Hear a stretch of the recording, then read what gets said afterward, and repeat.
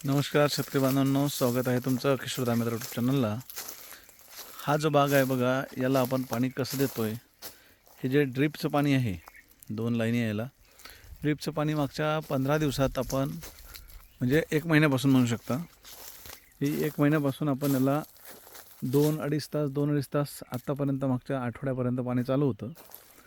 आणि त्याचा फायदा आपल्याला कसा झाला, काडीमधलं स्टोरेज म्हणजे पानामधलं स्टोरेज काडीमध्ये जाऊन हे पानगळ झाली, हे बघा। आणि त्याचा फायदा आपल्याला आता जूनला होणार आहे। हे बघा, ही जी काडी आहे, ही काडी अशी मॅच्युअर झाली आणि आपल्याला ह्याच्यामध्ये फुलं येण्याची क्रिया 100% चांगली होणार। तर अशा प्रकारे आपल्याला तानाचं नियोजन करायचं आहे। इथून पुढं म्हणजे पुढच्या 5 दिवस आपल्याला याला पाणी द्यायचं आहे।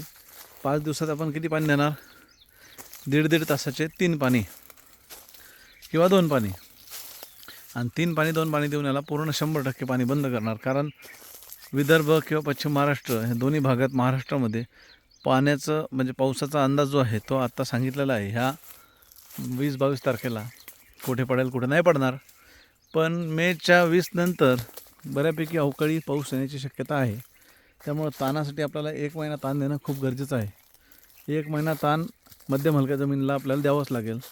ज्या जमिनी खूप हलक्या आहे त्यांना मी सांगितल्याप्रमाणे 20-25 पर्यंत पाणी द्यायचं आहे खूप हलक्या जमिनीला, आणि जे जड आहे त्याचं पाणी बंद झालं आहे। ज्या खूप डीप सॉईल आहे त्यांचं पाणी 100% बंद झालेलं आहे मागच्या 10 दिवसापासून।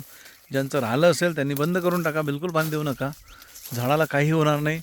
जेवढा ताण चांगला असेल, मृगबार फुटण्याचं सगळ्यात मोठं काय विषय आहे की जेवढा तुमचा ताण चांगला बसेल तेवढा तुमचा मृगबार जास्त फुटतो।